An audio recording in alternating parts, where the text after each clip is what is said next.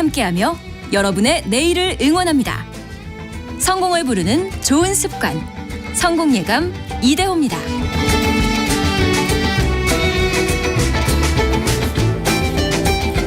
성공예감 이대호입니다. 2부가 시작됐습니다. 10시 5분에 항상 2부로 돌아오고 있는데요. 저희가 1부 9시 5분에 시작할 때 내드렸던 경제상식 퀴즈 정답은 손흥민 선수였습니다. 손흥민 선수로 인해서 경제적 효과도 같이 해외 수출도 많이 되고 있다라는 소식 전해드렸고요. 이정옥 님이 우리 아들이 한동안 손흥민 선수가 해준 사인을 안고 잠을 자곤 했어요 라고 보내주셨습니다. 와, 손흥민 선수 사인 받으면 정말 좋겠다. 그렇죠? 방현애님, 우리 아들도 축구를 하고 있는데 제2의 손흥민이 되었으면 좋겠어요. 꿈은 이루어진다. 아자아자 보내주셨고요. 예, 응원하겠습니다. 저희도. 6437님, 정답 손흥민. 언제 당첨되려나 라고 보내주셨는데요. 지금 당첨됐는데요. 지금 6437님 축하드립니다. 0652님, 손흥민 선수 내 아들은 아니지만 내 사위였으면 하고 경쟁률이 너무 높습니다. 경쟁률이 거의 한 몇백만 대 1이 되지 않을까요?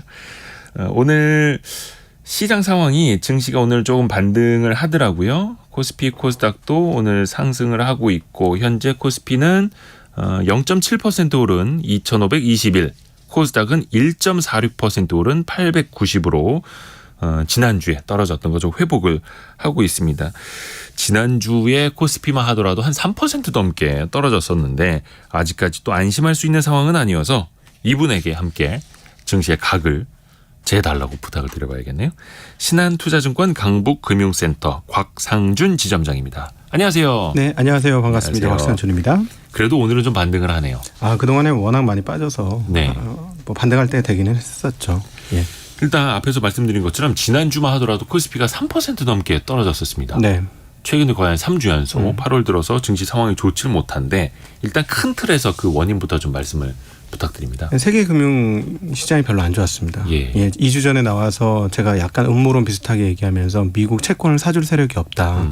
발행은 많이 하겠다고 하는데 사줄 세력이 일본과 중국 이렇게 해외 세력 중에서는 그쪽이 수급이 맞춰져야 되는데 그쪽이 좀 원활치 못하다 이런 말씀을 드렸었는데요. 맞아요. 이 흐름들이 계속 진행이 되면서 전 세계 금융 시장이 조금 혼돈 속에 빠졌었습니다. 그러니까 채권 시장이 계속 크게 흘렸고요. 그때 이후로 지금 2007년 이래로 10년물 국채금리는 최고치까지 즉 그 가격은 최저치까지 떨어졌고 그다음에 또 하나는 너무 가격이 많이 올랐어요. 사실 그 주식시장 같은 경우에 네.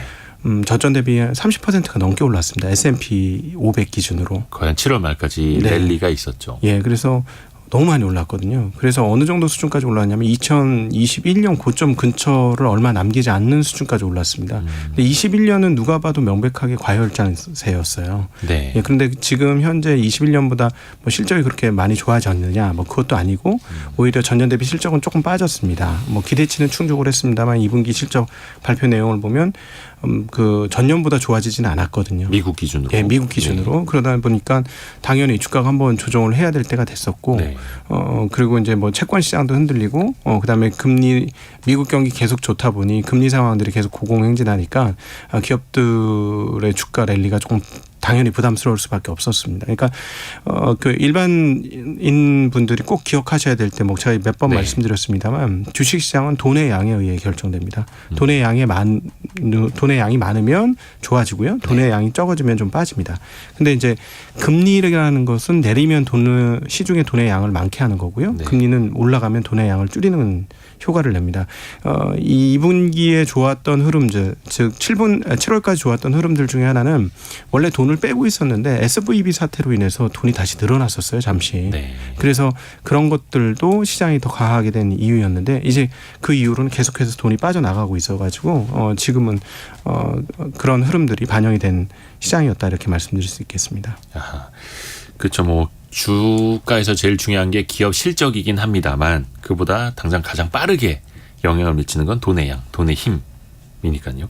그런데 그 돈의 양, 돈의 힘이 미국 국채 시장 때문에 조금 더 흔들릴 수도 있는 거지 않습니까? 네, 그렇습니다. 미국 10년물 미 국채 10년물짜리의 금리가 지난주에는 뭐 장중 한 4.3% 넘어가기도 했었고 미 국채에다가 좀 뭐 공매도를 친 세력들은 이거 5%까지도 갈 거야 네. 라고도 이야기를 합니다. 그만큼 국채 가치가 떨어진다라는 방향으로 그들이 이제 베팅을 한 걸 텐데 정말 그럴 가능성도 있다고 보세요. 어떻게 생각하세요? 그건 인플레이션이 결정할 겁니다. 인플레가. 예, 인플레이션이 사실 만만치 않아요. 왜냐하면은 그동안에 계속 3%까지 빠졌습니다만 지난번에 3.3%인가요? 거기까지 다시 올랐습니다. 헤드라인 모든 것들을 다 포함한 헤드라인 인플레이션이. 근데 지금 헤드라인 인플레이션에서 가장 중요한 역할을 하는 것 중에 하나가 유가인데요. 유가가 지금 81달러예요. WTI 기준으로. 네. 그리고 사우디는 계속해서 유가를 고공행진시키려고 하고 산유국들은 대체적으로 원하는 가격대가 80달러대인 것 같습니다. 네. 그래서 그쪽은 그렇게 계속 시도를 하고 있어서 인플레이션 요인이 여전히 살아있다. 이렇게 볼 수 있겠고 그다음에 이제 그 채권 발행이 많지 않습니까? 재무부가 이제 1조 달러를 발행하기로 했는데 받아줄 만한 세력이 있느냐라고 봤을 때 사실은 이게 잘하면 가격이 더 떨어질 수도 있는데 이런 느낌을 주면 국내 세력이든 국외 세력이든 조금 애매해지는 거예요. 그러나 항상 디폴트 값으로 사줬던 세력들은 사주게 되는데 네. 아시다시피 그것과 연관해서는 일본의 상황도 굉장히 중요합니다. 일본이 지난번에 이제 YCC 정책을 좀 융통성 있게 발휘하겠다라고 얘기하면서 금리를 기존에 0.5%로 캡을 씌워놨던 것을 1%까지 열겠다라고 얘기했습니다. 그 이후에 바로 금리가 튑니다. 0.65%까지 튀었어요. 네. 이게 무슨 함의를 가지고 있느냐면 만약에 일본의 국채 금리가 1%를 넘어가게 된다면 일본 엔화를 가지고 투자를 하는 세력들 입장에서는 일본 금리가 1%인데 내가 그 환전 수수료, 그다음 환전 리스크를 감안하고 몇 가지 수수료를 내고 미국 국채를 사는 것, 일본 국채보다 월등히 금리가 높은 미국 국채를 사는 게 과연 의미가 있느냐는 거예요. 0.5% 언더에서 놀 때는 의미가 있지만 이게 1%까지 올라가게 되면 그게 과연 의미가 있는가 하는 고민을 하게 될 수밖에 없다라는 것이죠. 그러니까 국제 금융 세력들이 그것을 알고 있는 거예요. 그리고 또 하나 일본은 지금 근원 인플레이션도 3%가 계속 넘게 나옵니다. 헤드라인도 3%가 넘게 나오고요. 그러니까 일본 역사상 맞이한 적이 없는 최근 세대들은 경험해 본 적이 없는 인플레이션이 지금 계속되고 있어요. 연금 생활자들은 연금이 녹아나고 있는 것이고요. 그러다 보니까 아무래도 이 인플레이션을 감당하기 위해서 금리를 올릴 수밖에 없는 상황에 처해져 있습니다. 그건 누가 봐도 명백해요. 금융 투자하는 사람들 입장에서는 더 너무나 뻔하고요. 일본의 상황이. 네, 그럼 당연히 일본 국채 금리가 올라가는 쪽으로 베팅할 수밖에 없을 것이고요. 그러면 빠르게 금리가 올라갈 수밖에 없습니다. 근데 실제로 그런 일들이 벌어졌고 그러다 보니까 일본의 그 엔캐리로 사주던 미국 국채가 과연 과거처럼 똑같이 사질 수 있을까 하는 의문들이 있습니다. 그렇죠. 그 의문들이 실제로 엔캐리로 사준다고 할지라도 의문만 들면 가격은 움직일 수 있는 거예요. 시장이라는 건. 금융시장 원체 더 빨리 움직이니까. 네. 이렇게 되는 거 아니야? 라고 생각하면 시장은 그렇게 움직이거든요. 그렇죠. 네. 그러니까 그러다 보니까 미국 국채 가격이 금리가 더 오르면서 가격이 떨어지는 그런 흐름들이 나타났고 일단은 이번 주에 이제 그 잭슨홀 미팅이 있습니다. 이 미팅에서 과연 연준에서 어떤 이야기를 해줄지도 굉장히 관심인데요. 저는 개인적으로 만약에 미국 채권에 대한 언급들이 있다면 조금 안정화된 시키는 그런 언급들이 있지 않을까 싶고요. 일단은 급하게 올라왔기 때문에 지금 숨고르기에 들어가 있는 상황이긴 합니다. 미국 국채가. 그러나 여건은 여전히 좋지는 않다라고 볼 수 있습니다. 2주 전에도 강조해 주신 것처럼 그러면 이제 미국 재무부는 부채 한도도 상향을 시켜놨고 거기에 맞춰서 채권을 찍어서 돈을 빌려야 되는데 그걸 다 누가 사줄 거냐. 그런데 일본 쪽에서 싸게 돈을 조달해서 투자하던 사람들도 이제 더 이상 일본에서 싸게 조달하기는 쉽지 않을 것 같은데 라는 움직임에 이 채권을 사줄 사람들이 조금 더 흔들릴 수 있는 거고. 중국은 사달라고 요청을 했던 것 같은데 최근의 상황들을 보건대 중국이 미국 국채를 흔쾌히 사줄 가능성은 점점 없어지는 것 같고요. 서로가 더 견제를 하면서. 아까 잠깐 말씀하신 그 잭슨홀 회의라는 게 이번 주 24, 5, 6 이렇게 미국 현지 시간으로 열리고 파월 미 연준 의장의 발언이 우리 시간으로 아마 25일 금요일 밤 11시 조금 넘어서 나오게 될 것 같은데 사실 이게 작년만 하더라도 굉장히 매파적인 발언이 나와서 시장을 충격에 빠뜨렸던 그렇죠. 그 발언이 나왔던 회의가 잭슨 홀 미팅이었잖아요. 예, 그 전에 0.75% 자이언트 스텝을 무려 3번이나 밟고 8월 달에 이제 끝이 아닐까 하는 기대감을 잔뜩 안고 연설을 들었던 사람들한테 충격의 도가니를 만들어 주었죠. 아직 안 끝났다. 예, 키베릿 하면서 우린 계속 갈 거야. 이래 버리니까 시장이 너무 놀랬고 11월 달에 0.75%를 한 번 더 올리게 되면서 9월 달, 10월 달에 주식시장에 패닉이 빠졌었죠. 금융시장 모두 큰 패닉이 빠졌던 게 작년 22년도의 흐름이었습니다. 근데 이제 미국의 기준금리가 5.5%까지 올라와 있는 상황에서 네. 그리고 미국 국채금리가 너무 빨리 올라서 금융시장이 부담스러워하고 또 미국 정부 입장에서도 부담스러운 거잖아요. 금리가 많이 올라 있으면. 그렇죠. 더 비싼 이자를 많이 줘야 되니까. 그런 상황에서 과연 이번에는 파월 의장이 어떤 말을 할까. 물론 예상하기는 참 쉽지 않습니다만. 아마 데이터 디펜던트 그냥 데이터에 따라서 우리는 행동할 것이다라는 얘기를 할 가능성이 가장 높죠. 거의 한 2년 동안 반복했단 말인데. 네네. 왜 데이터가 문제가 있으면 우리는 대응을 할 수 있고 예를 들어 여기서 대응을 한다는 건 데이터가 높게 나와서 인플레이션이 줄지 않으면 우리는 다시 한번 금리를 올릴 수 있다. 뭐 이런 톤의 얘기를 할 것으로 예상을 하고요. 그럼에도 불구하고 이제 한 가지 은행권이 과거 대비 조금 긴축적인 스탠스를 가지고 갑니다. 대출에 있어서. 대출에 있어서 제약을 조금 높였어요. 네. 그래서 이런 이야기를 한다던가 그다음에 이제 은행권 중에 몇몇 은행권들이 많이 어려움을 겪고 있다. 뭐 이런 이야기를 해준다면 그거는 굉장히 비둘기적으로 해석될 수 있을 겁니다. 왜냐하면 그전에도 얘기를 했습니다만 최근 미국 은행들이 흔들리면서 그게 실질적으로 금리를 한번 올린 거나 똑같은 효과가 있다. 아하. 이런 얘기를 했기 때문에 예. 만약에 그 미국 은행과 은행에 대한 감독에 대한 이야기 원래 이제 그 잭슨 홀 미팅이라는 게 전 세계에서 이제 금융가와 재무장관 이런 사람들을 모아놓고 중앙은행장들이 모여서 하는 회의이기 때문에 충분히 그런 얘기 나올 수 있거든요. 그래서 만약에 뭐 은행 감독이라든가 이런 얘기들이 조금 부각이 된다면 금리를 많이 올렸다고 생각하는 것 아닌가 이렇게 해석해 볼 수도 있을 것 같아요. 네. 약간 금융시장에 나타나는 좀 부작용에도 이제 조금 더 비중을 둘 수도 있다라는. 네. 사실상 여기서 금리를 더 올린다면 미국 경기도 제가 제일 걱정하는 부분은 뭐냐면 지금은 너무 탄탄해요. 고용도 좋고 그다음에 그 소비도 너무 좋고 그래서 편하게 금리를 올렸다가 이 금리 올린 효과가 한꺼번에 나타날 수가 있거든요. 이제 지금 1년 전으로 되돌리면 이제 막 한 3% 4%를 향해서 가고 있는 거니까 그런 상황에서 5%까지 올린 효과에서 더 올리게 되면 한꺼번에 이 충격이 오게 되면 미국 경기가 갑자기 흔들릴 수도 있어요. 그래서 네. 그 부분을 사실 제일 걱정하고 있습니다. 네.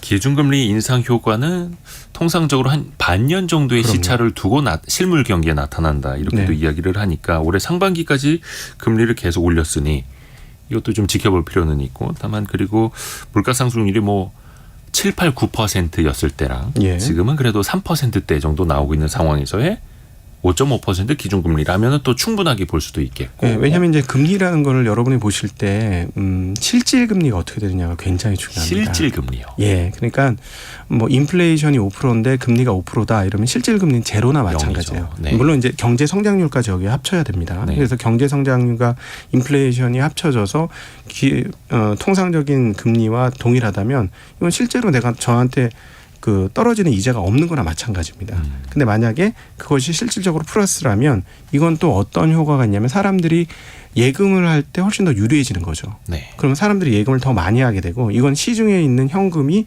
은행으로 넘어가는 효과가 있습니다. 그럼 현금이 시중에서 줄어드는 효과가 있는 거죠. 그래서 긴축의 효과가 있는 겁니다. 이렇게 되면. 그래서 실질 금리가 어떻게 되는지도 굉장히 중요합니다. 그동안에는 계속 실질 금리가 마이너스권역이었어요. 네. 예, 그러니까 완화적으로 그동안 굉장히 오래 와 있었고 이게 플러스로 이제 막 넘어온 상태고 근데 이거를 더 강화해서 플러스 폭을 더 키우게 되면 긴축의 속도가 굉장히 빨라질 겁니다. 그때부터는. 경제 예. 성장이 더 나온다면. 그러니까는 그 금리를 더 올리게 되면 네. 네. 인플레이션과 경제 성장률이 많이 높아지지 않는 한 긴축 효과가 더 커진다는 거예요. 이 두 개 간의 시속 효과가. 게임이라고 보시면 되는 거거든요. 네. 그래서 만약에 금리를 더 올리게 되면 예를 들자면 뭐 실질 금리가 1%일 때하고 실질 금리가 2%하고 느낌이 완전히 다르거든요. 그렇죠. 그러면 시중에서 돈이 빠져나가는 속도도 달라질 수 있어요. 그래서 이 부분에 대해서는 충분히 인식은 하고 있는 걸로 알고 있습니다.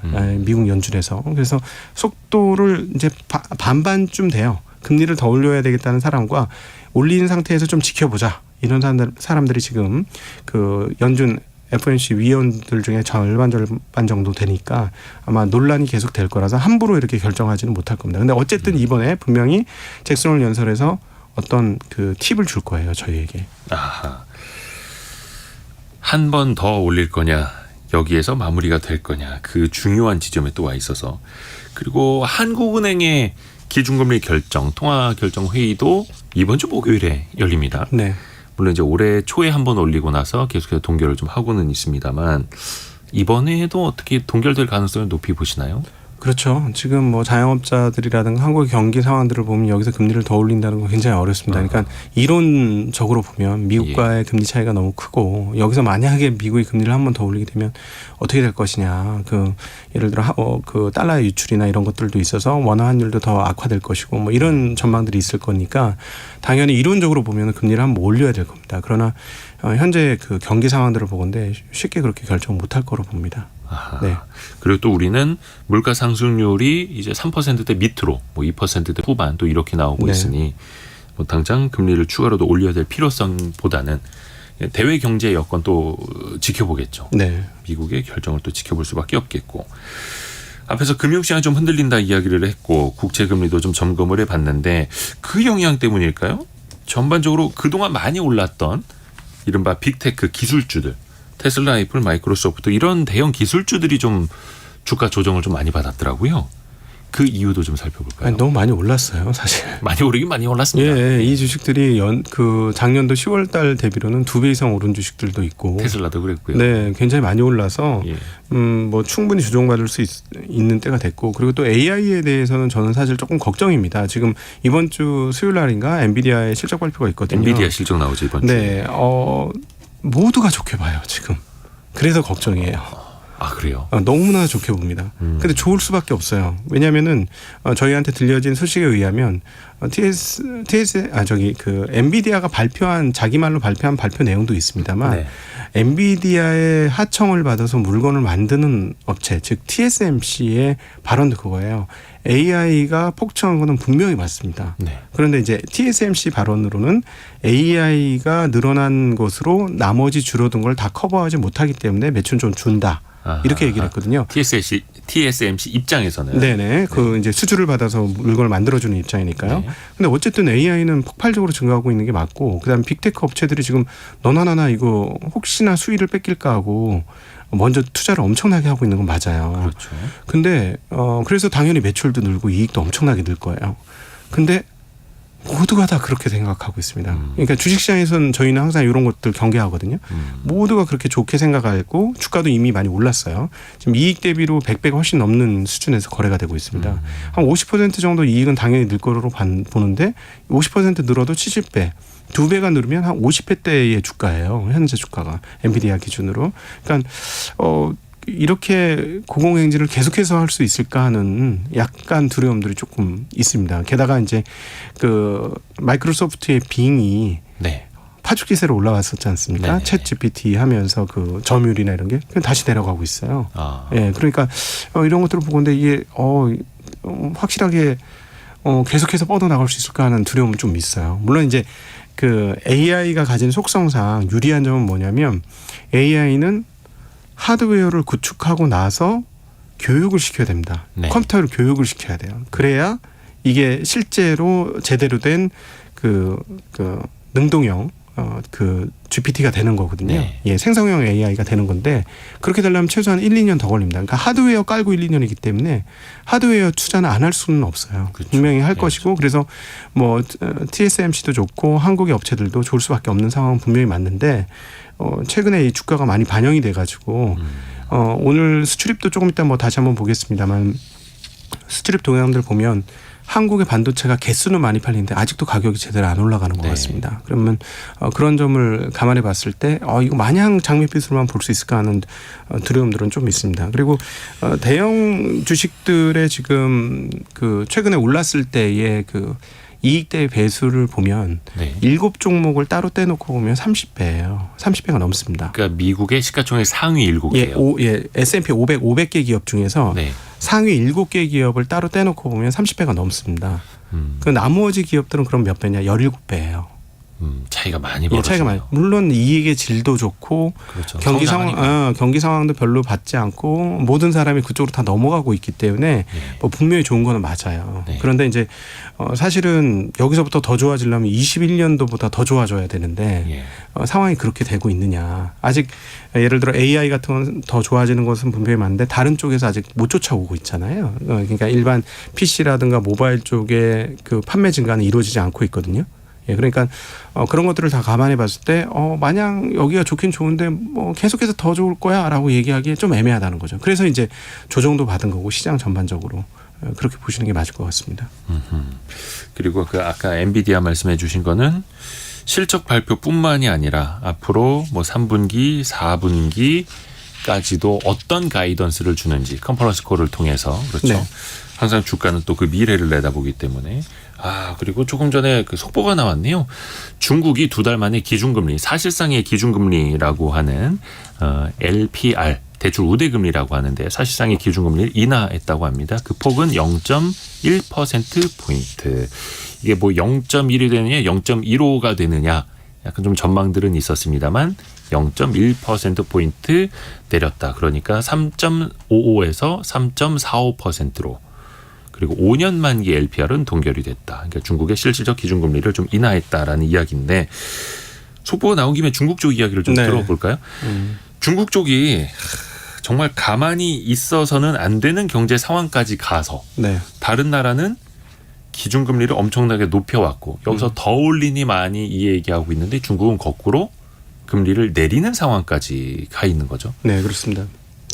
지난 한 주는 특별히 나쁜 뉴스가 많았어요. 특별히 나쁜 뉴스. 네, 나쁜 뉴스가 많아가지고 예. 저는 뭐 1년 내내 지금 한 2년째 계속 중국을 관찰해 오던 입장인데 예.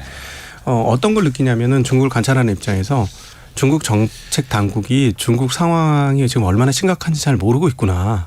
중국의 당국이 예, 정책 당국이 자기네 경제 상황이 얼마나 심각한지를 네. 작년 연말부터 생산자 물가지수, 소비자 물가지수 꺾기 시작했고 생산자 물가지수 마이너스에서 헤어나오지를 못하고 있는 상황이고 네. 다른 나라에 비해서 생산자 물가지수 중요한 게 중국입니다. 네. 제조업에 아주 본원 국가이니까요. 그런데 이것들을 계속 보면서 6개월째 계속 보고 있으면서 대안 정책들이 되게 조금씩밖에 안 나왔어요. 그러니까 두 가지로 볼 수 있습니다. 그러니까 그 과거에 2008년도에 돈을 너무 많이 풀었어가지고 네. 4조 위안을 풀어서 그때 이후로 버블이 엄청나게 커졌습니다. 거기에 대한 두려움이 하나 있고요. 그다음 또 하나는 뭐냐면 돈이 없어요, 실제로.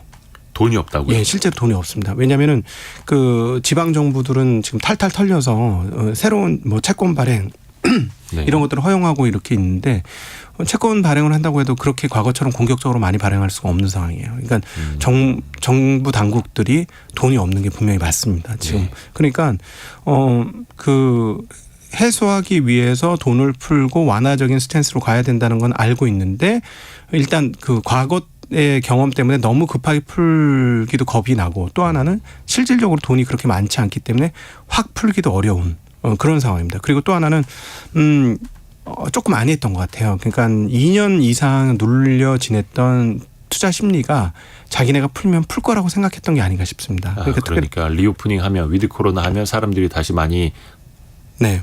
경제 활동하고 소비도 네. 많이 하고 그럴 줄 알았는데. 예. 근데 사실은 부동산 가격의 하락이 2년간 이어지면서 사실 자산 가치 훼손이 상당히 됐어요. 그러니까 예, 그렇죠. 생각해 보세요. 내가 집을 갖고 있었는데 집값이 20% 30% 떨어졌어요. 그럼 무슨 기분이 나서 소비를 막 하겠습니까? 지갑을 닫을 수밖에 없죠. 그렇죠. 그러니까 불안한 거예요. 그러니까 저축률은 계속해서 올라가고 있습니다. 예, 중국 굉장히 독특한데 경기가 그렇게 나쁨에도 불구하고 저축률은 올라가고 있고 소비는 덜 하고 있는 거예요. 그러니까 소비지수, 소비 물가지수, 그다음에 생산 물가지수가 모두 계속해서 빠지고 있는 것이고 그래서 이제 도저히 안 되겠다 싶어서 중국 정부가 정책을 풀어서 부동산 관련 정책을 폈는데 풀었습니다. 그래도 뭐 이게 금방 올라갈 리가 없죠. 그러니까 네. 과거에는 이게 결국 뭐냐면 공동부유라는 정책이 있지 않습니까? 이 정책을 유지하려고 하다가 뭔가 이제 전체적으로 경기를 회복시켜야 될 타이밍을 조금 놓친 거 아닌가 그런 생각이 들고 이제 8월 달 들어와서 정말 급해졌어요. 대체 거의 매일같이 나옵니다. 매일같이 뭐가 하나씩 나오고 있어요. 네. 예, 그래서 정치국 회의 이후로 연속적으로 완화적인 정책들이 펼쳐지고 있는데 아마 심리가 돌아설 때까지는 조금 더 시간이 걸릴 것 같고 그래서 오히려 이렇게 정책을 계속해서 풀다가 과하게 정책을 풀 수 있지 않을까 하는 그런 고민도 조금 하고 있습니다. 그러나 아직까지는 뭐 그런 걸 고민할 때는 아닌 것 같고요. 계속해서 아마 조금씩 경기를 부양시키기 위한 정책들이 계속해서 나오지 않겠느냐 이렇게 보고 있습니다. 주말 사이에도 뉴스를 보니까 중국 당국이 은행들에게 네. 대출을 더 확대하라라는 지침을 내려보냈다라는 이야기도 있더라고요. 네. 그리고 또 이번에 사실상의 기준금리도 0.1%포인트 인하를 했고 그러면 뭔가 유동성으로라도 좀 뒷받침하려는 의지는 보이는 것 아닐까요? 예. 그러니까 이제 8월 달 와서 굉장히 급해졌어요. 이런 모든 흐름들이 8월 달 와서 굉장히 빠르게 진행되어지고 있고요. 그다음에 이제 그렇다고 해서 이제 지난 한 주 보면 헝다가 그 챕터 15 그 파산 보호 신청을 했고, 네. 그다음에 이제 그 벽개원이 이제 디폴트가 났고, 네. 예. 그러니까 얘네들이 이제 진짜 본격적으로 망하는구나 많은 사람들이 생각하는데 그렇게까지 생각할 건 아닌 것 같습니다. 예, 중국 정부 당국이 우리가 생각하는 정부 당국하고 전혀 다르다는 거는 꼭 기억하셔야 될 때문인 것 같아요. 그러니까 힘이 있는 정부인 건 분명히 맞습니다. 이런 것들을 자기네가 막고자 한다면 뭐 그건 충분히 막을 수 있다. 그러니까 은행들의 팔을 비틀어서라도 이거 막을 수는 있을 것이다라고 보여집니다. 네. 뭔가 지금 돈이 여유 있는 상황은 아니지만 네. 그래도 뭔가 정치적인 힘으로 그럼요. 민간 부분을 좀 돌려서 막아낼 수는 있을 거다. 그러니까 뭔가 큰 충격까지는 가지 않을 정도로. 네, 은행들은 아직까지는 뭐 살아 있습니다. 예. 근데 이제 하나 저희가 이제 중국을 계속해서 바라보면서 뭔가 오해하고 있는 게 이 사람들의 심리가 한번 경색이 되면 풀려지는데 굉장히 시간이 걸린다는 걸 중국 정책 당국이 잘 모르는 게 아닌가 싶어요. 특별히 이제 대표적인 게 바로 중국의 민간 기업들이에요. 예. 팔을 정말 엄청나게 비틀었잖아요. 텐센트, 알리바바 뭐 규제를 많이 했었죠. 네, 규제를 엄청 하면서 뭐 마위는 아예 사라졌었던 네. 적이 있었으니까요. 뭐 그런데 이거를 그러면 이제 열심히 해라고 했어요. 올해 들어와서. 그런다고 과연 기업들이 열심히 할 것이냐라는 거죠. 시간이 걸리거든요. 그것들이. 그래서 아마 이제부터는 좀 빠른 속도로 경기 부양책들이 좀 나오지 않겠는가. 8월 이후부터는. 그렇게 생각하고 있어요. 지금 8월부터는 속도가 좀 달라졌어요. 그동안에는 띄엄띄엄 나왔는데 8월 달에서 연속적으로 나오는 거 봐서는 부양책이 좀 빨라질 것 같다라고 예상하고 있습니다. 그러니까 그 부양책이라든지 좀 경제를 손 놓고 있을 수만은 없는 상황까지 와 있어서 중국 정부도 더 급해질 수밖에 없는 거고 계속해서 좀 하반기에 어떤 정책들 나오는지를 좀 지켜보겠습니다. 그러다 보니까 전반적으로 좀 분위기가 안 좋아지다 보니까 외환 시장들도 좀 많이 흔들립니다. 원달러 환율은 1,340원대 오늘도 가리키고 있고 달러 지수는 한 103포인트 넘어서서 네. 달러는 비교적 강세 쪽으로 가고 있습니다. 예. 역시 흔들리니까 예, 달러는 그렇습니다. 강세 쪽으로 가고 있는 건데 이러한 외환 시장의 흐름도 좀 당분간 이어질 거라고 보세요. 어떻게 네, 생각하세요? 일단 지난 3주간에 이어졌던 위험 회피 흐름들이 있었습니다. 네. 예, 금융시장이라는 거는 용기가 날 때는 위험 불 속에 뛰어들어요. 예. 나는 수익을 얻기 위해서 이 정도의 불은 견딜 수 있어요 하고 뛰어들어요. 근데 어느 순간 보면 계속해서 얻어맞기 시작하면 무서워서 난 다 필요 없어. 나는 이제는 불 근처에도 안 갈 거야. 처음에 용기가 사라지죠. 예, 그러면서 순식간에 나는 안전한 쪽에만 있을래 하면서 채권 갔다가 만약에 상황이 더 나빠져요. 네. 그러면 어떻게 되냐면 채권도 필요 없고 그냥 난 현금 들고 있을래 하면서 가는 곳이 달러예요. 네. 근데 최근 3주간에 달러가 강세가 됐다는 건 전 세계적으로 금융시장 동향이 그렇게 바뀌었다라는 걸 의미하는 거고요. 앞으로 달러 흐름에 있어서는 제가 보기에는 유로화나 이런 부분들이 영향을 크게 미치지는 않을 것 같습니다. 근데 중요한 게 아시아 쪽 통화예요. 네. 위안화, 엔화. 그리고 원하는 위안화, 엔화를 좀 추종하는 흐름들을 보여주고 있고요. 네.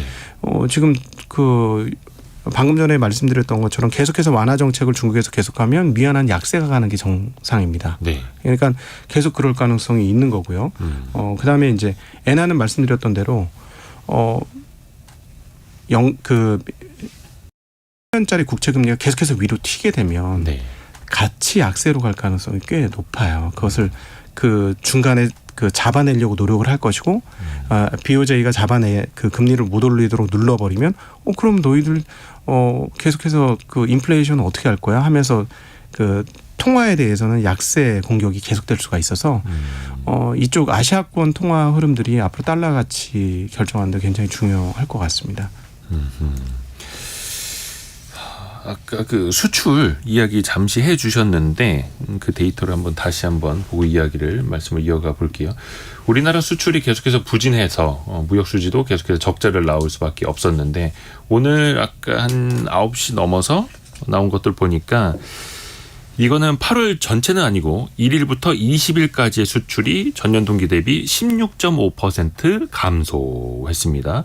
그리고 조업 일수가 좀 적기는 했는데 조업 일수를 고려하더라도 수출이 11% 전년 동기 대비 좀 줄었다라는 뜻입니다. 수입은 더 크게 줄었고요. 28% 줄었고 뭔가 수출 회복까지는 아직은 신호가 안 보이는 걸까요? 이거 어떻게 해석을 해야 될까요? 일단 뭐 전년도가 워낙 좋았습니다. 전년도 8월 달에 566억 달러 수출을 했고 수입은 661억 달러인데요. 전년도가 그 기존 최고 실적을 그 상회하는 흐름이었기 때문에 전년 대비로는 조금 뭐 떨어질 수 있다 이렇게 보여지고요. 네.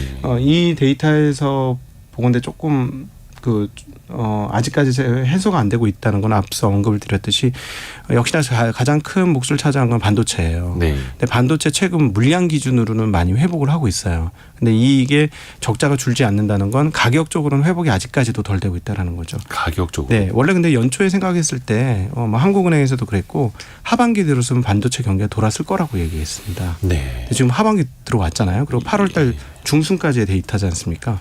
근데 8월 중순까지도 최악은 벗어난 것 같은데 네. 물량이 늘어나고 있으니까 근데 가격은 오르지 못하는 상황이라서 이 흑자까지도 아직 제대로 이어지지 못한다.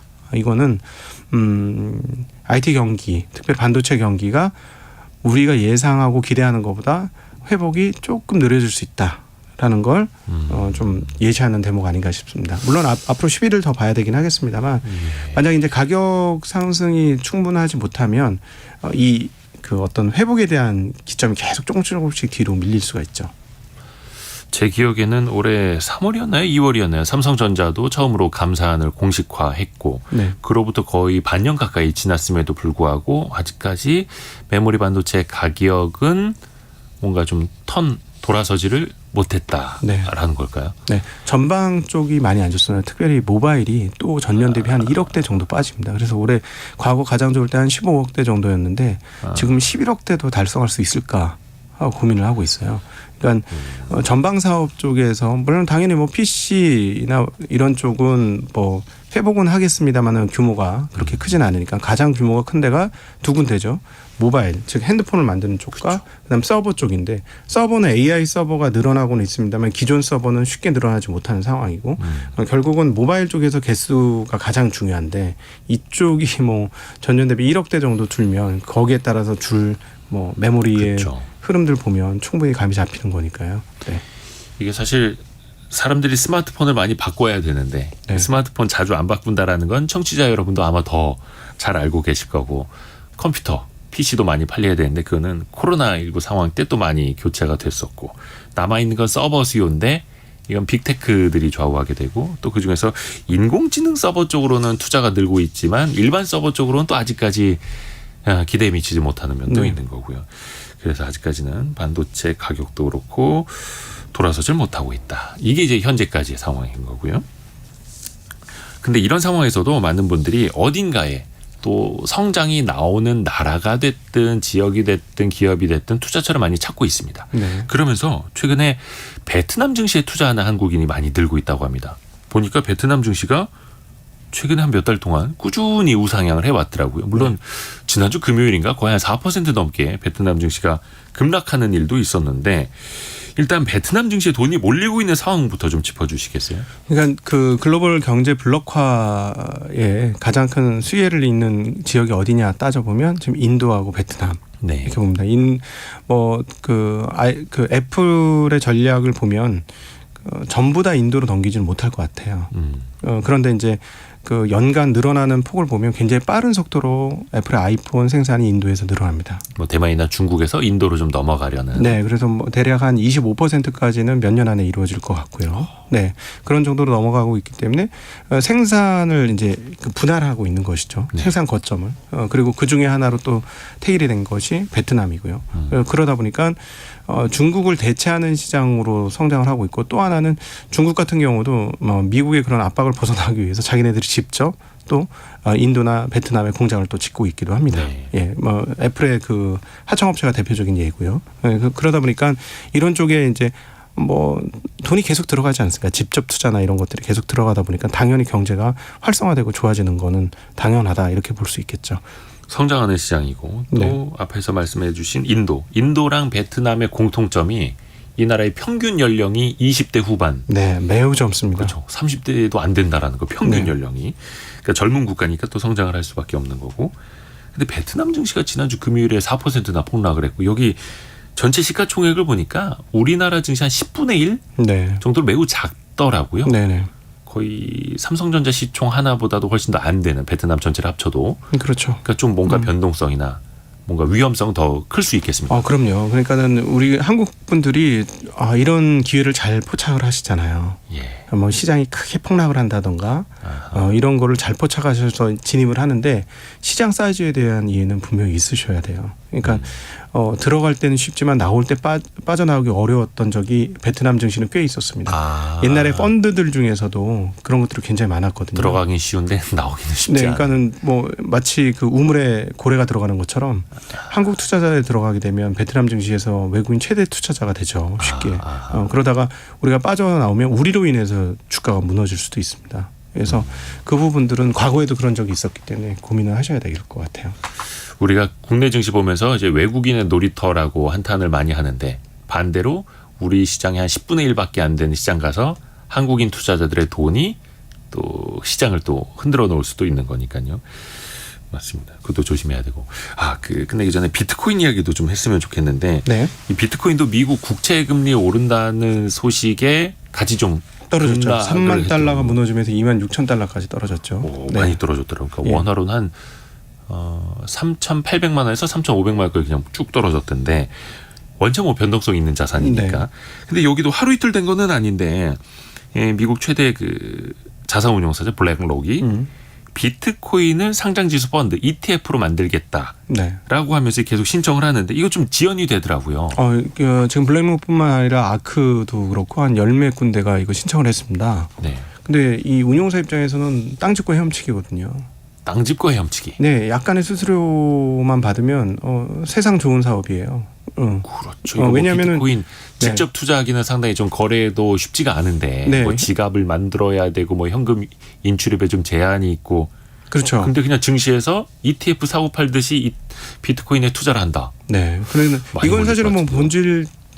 본질 가치를 어떻게 분석하느냐에 따라서 각 사람에 비해서 다 다르지만 사실 줄다리기 같은 자산이거든요. 줄다리기 같은 땡기면 자산. 올라오고 놓으면 떨어지는 그런 주식이에요. 예를 들어 배당을 준다거나 이러면 이제 본질 가치 이 회사가 배당 가치가 얼마야 해서 분석을 해가지고 할 수 있는데 그렇죠. 이건 뭐 분석이 아니라 그 수급 세력의 상황에 따라서 돈이 많으면 오르고 돈이 조금 떨어지는 대표적인 자산이거든요. 대부분의 이게. 코인이 그렇듯이. 예, 그러니까 간단해요. 코인의 가격은 돈의 총량이 늘어나면 가격이 오르고 돈의 총량이 떨어지면 가격이 떨어집니다. 그러니까 최근에 금리가 급하게 오르면서부터 주가가 크게 떨어졌던 것도 그 이유죠. 물론 이제 뭐 거대 투자자가 팔았다는 설도 있습니다만 논리적으로 따져 보면은 그 금리에 가장 취약한 자산 중에 하나예요. 왜냐하면 어떤 이자나 이런 것들도 발생을 시키지 않잖아요. 그러니까 이자가 높아지면 높아질수록 유리한 환경은 아닙니다. 근데 그 자산운용사 입장에서는 자기네들 그거 전혀 상관없거든요.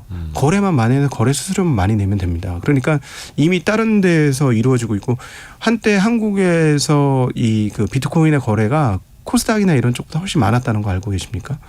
규모가 어마무시했어요. 예. 그래서 해당 그 거래소는 뭐 떼돈을 벌었다 이런 이야기도 많이 들려오고 그렇죠. 있고요. 그러니까 그 자산운용사 입장에서는 ETF 거래하고 싶어 하겠죠. 근데 이제 이게 계속 좀 지연이 되고 있어요. SEC 그러니까 미국의 증권거래위원회에서는 이걸 허가해주기가 좀 애매한 것 같습니다. 굉장히 까다롭게 지금 보고 있는 거죠, 심사를. 그렇죠. 네, 그래서 신청한 데는 굉장히 많은데 쉽게 허락은 안 해주고 있는 상황이라서 뭐 될 듯 될 듯한데 쉽지 않을 것 같아요. 예. 그 ETF가 승인이 될 것 같다 그러면 또 비트코인 쫙 올랐다가 그렇죠. 좀 지연되는 것 같은데 그럼 또 쫙 떨어졌다. 이거 승인되면은 비트코인한테는 어마무시한 호재입니다. 돈이 몰리겠죠. 왜냐하면은 기존에 접근이 되게 어려운데 접근이 좀 쉬워지는 거잖아요. 그렇죠. 그러면은 예를 들어 저희 같은 경우도 뭐 비트코인 안 했는데 재미삼아 좀 해볼까? 뭐 예를 들자면 누군가 이렇게 되잖아요. 그러니까 거래가 쉬워지니까. 코인을 사고 팔 수 있는 지갑 같은 거, 코인 거래소 이거 없는 사람도 그냥 MTS라고 하는 증권사 이걸 그렇죠. 통해서 그냥 매매가 또 되니까. 그렇게 되면은 매수하는 만큼 거기에 돈이 더 유입되는 것 같은 효과가 있습니다. 그러니까는 시장이 엄청나게 넓어지는 거거든요. 그러니까 소위 말해서 비제도권에서 제도권으로 진입하는 거나 똑같아서 엄청난 시장으로 들어오는 거라서 만약에 이게 통과가 되면은 해당 그 자산들의 가격은 뭐 상당히 꿈틀거릴 수가 있죠. 분명히. 네. 코인 시장도 이게 참 뉴스가 하루에도 여러 차례 뒤집어져 가지고 좀 어지럽기는 한데 그래도 계속해서 한번 좀 지켜봐야겠습니다. 신한투자증권 강북금융센터의 곽상준 지점장과 함께했습니다. 고맙습니다. 네, 감사합니다. 라디오 정보센터 뉴스 정리해보죠. LG전자의 일부 제습기에서 물통 균열 현상이 확인돼 일괄 무상 교체가 진행됩니다. 교체 대상은 2020년 1월부터 2022년 7월까지 생산된 LG 휘센 제습기 14개 모델로 지금까지 31만 7천여 대가 판매됐습니다. 최근 500억 원대 횡령 사건이 적발된 BNK 경남은행에서 또 다른 직원들의 비위 사실이 드러나 금융당국의 제재를 받았습니다. 국회 기획재정위 양경숙 의원이 국세청에서 받은 자료를 보면 지난해 총상속 증여재산 규모는 188조 4,214억 원으로 5년 전에 비해 약 2.1배로 증가한 것으로 나타났습니다. 벤처기업이 복수 의결권 주식을 발행하려면 창업 후 100억 원 이상 투자를 받아야 하며 공시대상 기업 집단 제외 통보를 받으면 복수 의결권 주식은 보통주로 즉시 전환됩니다. 지금까지 라디오 정보센터 뉴스 정한나였습니다. 여러분의 질문이 콘텐츠가 되는 시간 애프터 서비스. 오늘은 곽지현 리포터와 함께합니다. 안녕하세요. 네, 안녕하세요. 질문 들어보죠. 네, 1897번님 그리고 황정현님이 보내셨습니다. 경매 그리고 공매 두 사이에 어떤 차이점이 있는지 설명해 주세요. 이게 문자 보내셨네요. 뭐 경매에 대해서는 다들 아마 알고 계실 겁니다. 어떤 빚을 갚지 못했을 때 채권자가 이 채무자의 자산을 경매로 넘겨버려서 강제적으로 돈을 회수하는 그 절차를 말하죠. 네. 이거는 이제 법원이 그 절차를 주관하게 됩니다. 법적 절차를 따르게 되는 거죠. 네. 공매 같은 경우에는 대표적으로 세금이 체납됐을 때 국가에서 체납된 세금을 받기 위해서 넘겨버리는 게 이제 공매.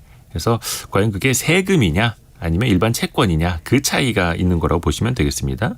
경매는 한 4주 안에 잔금을 치르면 소유권이 이전이 되고요. 공매는 금액에 따라서 잔금 납부 기간이 좀 달라진다고 하네요. 짧게는 일주일, 길게는 8주간이고 이걸 또 몇 년간에 분할해서 납부하는 경우도 공매에는 좀 있다고 합니다. 네, 다음 그렇군요. 질문도 들어보죠. 네, 7910번님 전세 사기 피해자들이 살던 집 상당수가 경매에 들어간다는데 어떻게 됐나요? 정부가 뭐 주거 대책 그리고 낮은 금리로 대출을 지원해 주는 것, 또 경매에 넘어가지 않도록 유예해 주는 것, 또 경매에 넘어갔을 때 우선 매수권을 주는 것, 다양한 대책들을 내놨는데 네. 7월 26일 기준으로 전세 사기 피해자다라고 정부가 확정을 해준 사람이 1,901건이 된다고 합니다. 네. 1,901건. 이 중에서 경매나 공매로 넘어가야 되는데 유예해 준 게 640건 정도가 된다고 합니다. 그래서 말씀드린 것처럼 넘어가더라도 낙찰을 우선적으로 받을 수 있는 우선 매수권도 부여가 되어 있고 법률 대행 비용의 일부를 뭐 지원해 주는 사업도 정부가 지원을 하고 있습니다. 다만 여전히 그 피해자들에게는 좀 부족하다라는 이야기도 나오고 있고요. 그렇습니다. 자, 다음은 9921번님이 보내셨습니다. 1990년대에 그 일본 부동산 버블이 꺼지는 과정에서 이 당시 일본 정부의 부동산 정책은 뭐가 있었나요?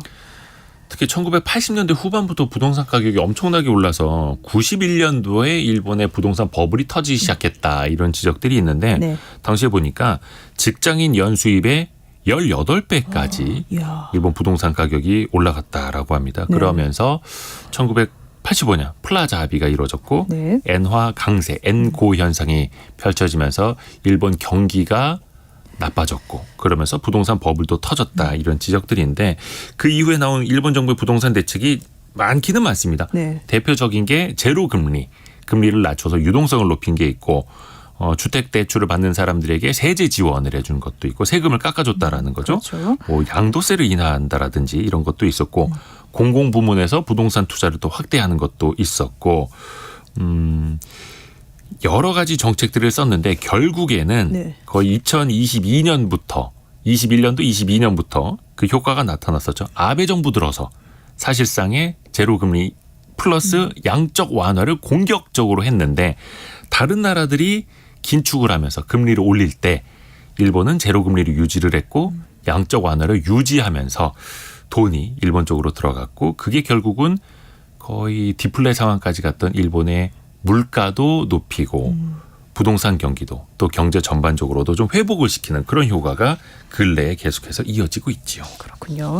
자, 다음은 1473번님이 보내셨습니다. 이 총부채 원리금 상환 비율 DSR은 원금 그리고 이자 이게 모두 포함되는 건가요? 네, 그렇습니다. 총부채 원리금 상환 비율 DSR 이걸 산정을 할 때는 주택담보대출 외에도 각종 뭐 신용, 할부, 카드론, 마이너스 통장까지도 다 포함이 되고 거기에 붙는 원금뿐만이 아니라 이자도 합산됩니다. 네, 알겠습니다.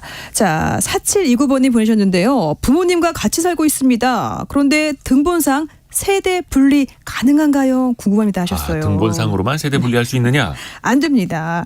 왜냐면은 이 같은 주소지에 같은 집에서 거주하면요. 부모님과 자녀가요. 사실 이 사회 통념상 부모와 자녀가 독립적 생계를 유지한다고 볼 수는 없는 거죠. 그러니까 세대 분리 안 되고요. 하지만 예외가 있습니다.